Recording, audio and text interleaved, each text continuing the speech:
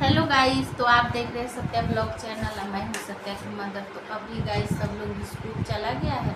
अब मैं काम धंधा करके और गाइस बैठ गई हूँ। और सुबह तो मैं उठती हूँ, सबसे पहले मैं स्नान ही कर लेती हूँ, क्योंकि बाद में गाइस पानी यहाँ प्रॉब्लम रह रहा है। तो नहीं नहाने से क्या है गाइस कि सारा दिन आप बिना नहाए घूमती रहेंगे, बाद में तो काम होता रहता है झाड़ू पोछा। तो अभी बज रहे हैं दो, मैंने 11 बज रहा है, सब लोग चला गया है, मैं ही अकेली बैठी हूँ। तो बहुत लोग ऐसे भी मेरा चाहने वाले हैं जो कॉल करके मतलब नहीं जानते हैं और कुछ जानते भी हैं, बोल रहे कि दीदी सत्यम के बारे में बताइए ना, क्योंकि उसका 2-3 वीडियो 200 से ऊपर का लोग देख चुका है और बोला बहुत अच्छा लग रहा है। लेकिन अब वो मतलब बिजी हो जा रहा है खेलने में, पढ़ने में, तो इस वजह से उसके पास टाइम कम है। तो गाइस सत्यम के पापा तो डिफेंस में है, सब कोई जानता है। और मैं हाउस वाइफ थी, और मेरे परिवार में भी मेरे फादर इन लॉ डिफेंस में ही है गाइस। तो मेरे मायके में तो नहीं कोई था, मेरे पिताजी वही कृषि विभाग में प्राइवेट जॉब करते थे गाइस। अभी उस दुनिया में नहीं है गाइस। 2019 में उनके अचानक से डेथ हो गया है गाइस। तो सत्यम का पार्ट सुनिए गाइस। सत्यम 2011 में हुए थे, 2010 में उनके पिताजी गैलेशियन में पोस्टिंग उनका आ गया। तो 2009 में उनका बड़ा भाई का जन्म था गाइस। तो और उससे पहले भी एक पता है कि एक मेरा 2 बेटा और 1 बेटी है गाइस। तो जिस समय मैं थी उस समय 2 ही बच्चों की चाह थी गाइस। तो वीडियो ज़्यादा लंबा हो जाएगा गाइस, तो जब जब बोलिएगा उस तरह से मैं सत्यम का पार्ट बताऊंगी। तो सत्यम तो गाइस इनके गैलेशियन में पोस्टिंग हो गया गाइस। और ये कि मतलब हम उस समय हम इनको भी पता नहीं था कि मैंने दूसरा बच्चा हमारा आने वाला है। हम लोग के चाह भी नहीं थी गाइस। उस समय कोई एक दवाई आती थी तो हम लेते थे गाइस। तो उस समय ये गए नवंबर में गाइस, बाबू 1 साल का भी हो गया था गाइस। तो गए थे, बड़ा वाला बाबू 1 साल का पूरा हो चुका था भटिंडा में गाइस। तो ये नवंबर में आउट हो चुके थे यूनिट से। दिसंबर में इनका 11 दिसंबर का वहाँ जाना था गाइस ग्लेशियर में। तो जाने के बाद क्या है गाइस कि 2 छोटे बच्चों को लेके अनजान शहर था, लेकिन आजू बाजू वाले अपने यूनिट के थे, पर जो यूनिट का क्वार्टर था वो खाली करा करके वहाँ के ठेकेदार के क्वार्टर में ये पैसे में लेके हमको रख के गए गाइस। तो मैं भावुक होना नहीं चाहती हूँ, क्योंकि मैं एक फौजी की वाइफ हूँ और मैं इतना बड़ा संघर्ष करके यहाँ तक पहुँची हूँ गाइस। तो मेरा जब हस्बैंड ग्लेशियर जा रहे थे तो ग्लेशियर का आज भी बोलते हैं कि तुम सब कुछ मेरा ले लो, लेकिन तुम्हारा आँख में आंसू नहीं आना चाहिए। तो जब वो निकल रहे थे तो दोनों मतलब बेटी तो थोड़ा सा बड़ी थी, मतलब 3 साल के ही थी, 3-3.5 साल के थी गाइस। और बेटा तो बहुत छोटा था। तो वो जो इनको गाड़ी, फौजी गाड़ी जो लेने आता था, तो आया तेज से जाने लगे तो छोट बेटा बोला, मतलब रोने लगा। मैं भी, तो मेरा हस्बैंड बोले कि तुम एक आर्मी वाली की बीवी हो, कभी अगर तुम ऐसे रोगी तो मेरा वर्दी का अपमान हो जाएगा, कि तुम्हें रोना नहीं है। लेकिन वो वहाँ जाने पर ये बात कह के गए थे गाइस। तो जा रहे थे तो ये बात कहे। तो जब गए गाइस तो वहाँ के जो रहा होगा 2010 में, उनको पता होगा कि क्या स्थिति थी उस समय वहाँ का। कोई फ़ोन, कोई कुछ नहीं। 2 छोटे बच्चों को अनजान सिटी में लेके मैं भटिंडा में रही, और गाइस 15 दिन तक कोई कॉल, कोई खोज खबर नहीं। रोज़ हम ये राह देखते ही थे कि मेरा मोबाइल पर मेरा हस्बैंड का कॉल आएगा। जब भी कुछ मतलब मेरे अपनों का, ससुराल का तो उस समय नहीं, क्योंकि इतना ना लोग भड़का दिया था उस समय ना मेरे जलने वाले मेरे सास ससुर को। हम अगर तीनों मर भी जाते ना तो मेरा मायके वाले तो खबर ले लेते, ससुराल वाला का कोई फर्क नहीं पड़ता गाइस। क्योंकि बात बात पे बोलती हूँ गाइस कि सास ससुर तो बहुत अच्छे हैं। उनको इतना ना ये ब्रेन वॉश कर दिया गया था ना हस्बैंड के खिलाफ, क्योंकि उनकी जो आँख पे पट्टी थी, उनके 3-3 बच्चे थे, अभी शादी नहीं हुआ था, तो कोई माँ बाप का थोड़ा लगेगा कि बड़ा बेटा शायद बन गया है, लेकिन ये बहके नहीं थे वो लोग अपना ये चीज़ करने के लिए। गाइस एक नहीं होता है, करते कुछ नहीं, अब बस खाली ऐसी सपनी चाल चलते हैं, तो वही था गाइस। तो 15 दिन बीत गया गाइस, इनका फ़ोन नहीं आया, लेकिन मैं रात को रोज सोती थी, बच्चे तो बड़ी छोटे थे, सो जाते थे गाइस। मैं तो मोबाइल पे इतना तो सोशल मीडिया पहले नहीं था, मतलब इतना बड़ा प्लेटफॉर्म नहीं था कि मोबाइल में यहाँ से यहाँ। बेचारे 15 दिन के बाद 7 बज के हम हर समय लिखती थी। इतना तो मैं पढ़ी लिखी नहीं हूँ गाइस, फिर भी इतना तो हूँ ही जितना कि मैं काम चला लूँगी। तो रोज़ शाम को 7 बजे का टाइम में देखती थी कि मेरा यहाँ कोई है नहीं। हाँ, फिर मैं बताऊँगी कि मेरे साथ कौन था, पर वीडियो लंबा हो जाएगा। जैसे जैसे आप मैसेज करिएगा गाइस, जैसे जैसे आपको वीडियो अच्छा लगेगा वैसे वैसे मैं डालती जाऊंगी। ये भी एक बात है, मेरा हस्बैंड बोलते हैं कि तुम मुझसे जुड़ी हो, हम तुमसे, कि मेरा जो पर्सनल मतलब उनका, हम दोनों का जो पर्सनल लाइफ है, जो हमारा घर का, वो तुमको ओपन नहीं करना है। तो गाइस उनका मान हमें बहुत रखना है, मेरे पति का। और जिसमें नौकरी करते वहाँ भी हर चीज़ मतलब प्राइवेट चीज़ को प्राइवेटे रखते हैं, मतलब वो चीज़ ओपन नहीं करते हैं। लेकिन जब समय आएगा गाइस, जो मेरे रिश्तेदार, मेरे चाहने वाले, मेरे देवर, मेरा भाई, मेरी ननदे, मेरे सासुए माँ मेरे बारे में जो जानती हूँ तो जानती हैं गाइस। तो 15 दिन के बाद इनका कॉल आता है गाइस, शाम को 7:15 पे। तो मेरी बेटी के हाथ में, मैं बाहर इसको खाना खिला रही थी, बाबू को, बड़े वाले को। तो मम्मा कॉल ऐसे बोली, मैंने अरे अरे ये तो है। तो इनका आवाज़ सुना गाइस, जैसे लगा कि मेरा ये मतलब आसमां, मतलब इतना ज़ोर से मैं रोई ना कि जैसे सरकारी क्वार्टर जैसा था, पर वो ठेकेदार जो नया क्वार्टर बनते हैं एमईएस का, वो किराया। तो इनके जो फ्रेंड और उनकी वाइफ जा रहे तो बोले कि दीदी भी रो रही हैं और बच्चे भी रो रहे हैं, कुछ तो बात है, चलिए। तो दीदी ने बेल बजाया, तो बेटी मेरी चेयर पे चढ़ के दरवाज़ा खोला।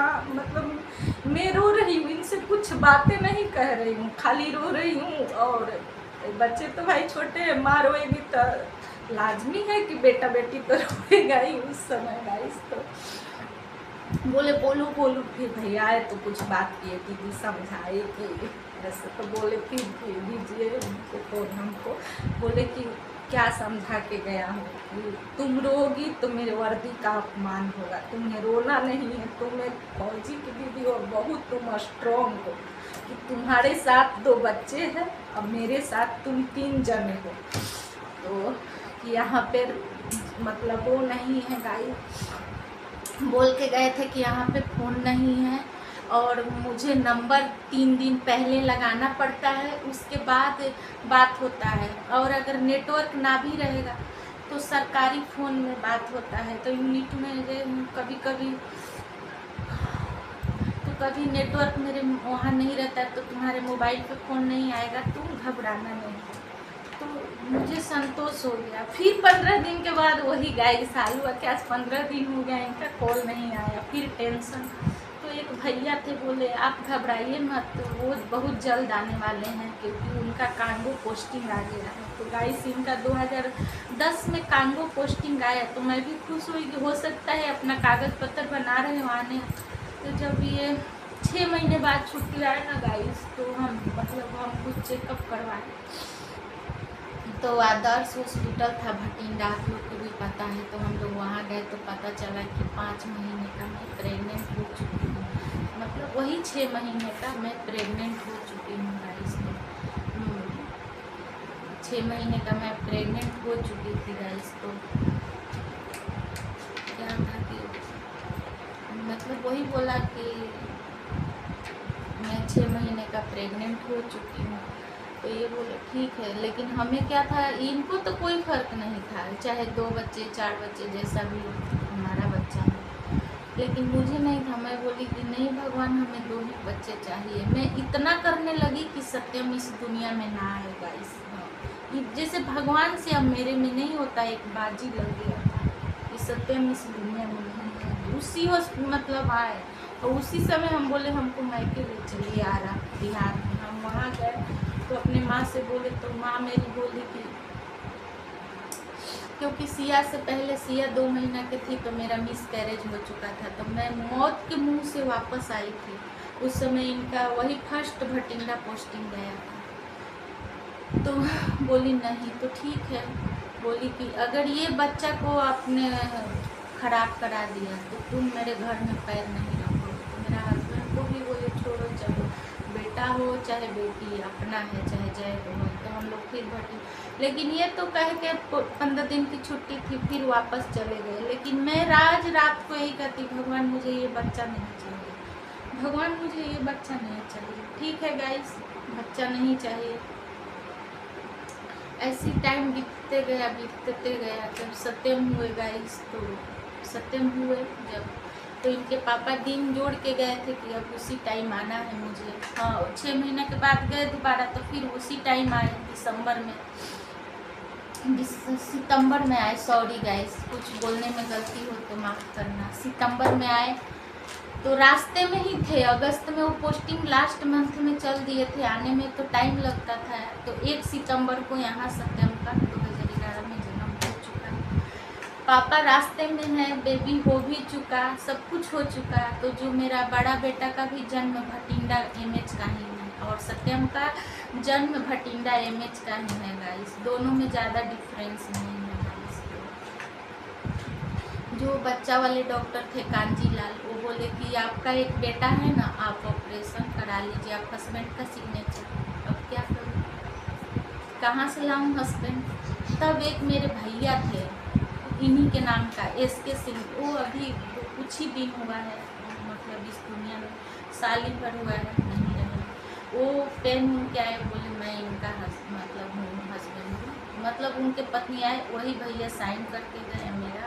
मैंने बोला अब तो तीसरा से चौथा बच्चा मुझे नहीं लेना है, मुझे ऑपरेशन कराना ही है। तो पापा इनके अभी आए नहीं थे, रास्ते में थे। तो हाँ सुनिए गाइस, सॉरी। तो जब बाबू हुआ मेरा बाबू, तो जब कृष्ण जन्माष्टमी थी, शाम के 7:50 पे दिन बुधवार, और 1 सितंबर को मेरा बेटा हुआ। जब नर्स लोग दिखाया, बोला आपका कृष्ण जी जन्म हुआ, अपना बेबी को देख लो। बेबी थोड़ा ऐसा हुआ है गाइस। अब मेरा वो दुख दर्द, जब सत्यम को देखी गाइस, मेरा दुख दर्द कहाँ भाग गया। मैं सोचा अब इस बच्चा को लेके मैं क्या जीऊँगी, कैसे जीऊँगी। ये तो बच्चा अपाहिज है और किसी से कह नहीं रही हूँ गाइस, ये बच्चा के लेके मैं क्या करूँगी। उसके बाद गाइस मेरा दुख दर्द सब भाग गया। मैं बाबू को देखती, मैंने बोली ये तो बच्चा अपाहिज हो गया है, इसको मैं लेके क्या करूँगी। फिर हमने कहा चलो सब कुछ दे देता है इनका बच्चा, इससे वो डॉक्टर आया, बोला आपका तो वो बोला ठीक है। डॉक्टर आया सुबह को, बाबू हो गया, सुबह को डॉक्टर आया, बोला बेबी थोड़ा आपका पेट छोटा था, बेबी देखो लग रहा है कि आज का बच्चा इतना सुंदर बच्चा, लंबा मोटा ताजा, बहुत सुंदर हो। उस समय मोबाइल का ज़माना नहीं था कि आजकल के तो बच्चे पैदा होते ही नर्स ही आपका फ़ोटो खींच देती हैं, सब वायरल हो जाता है।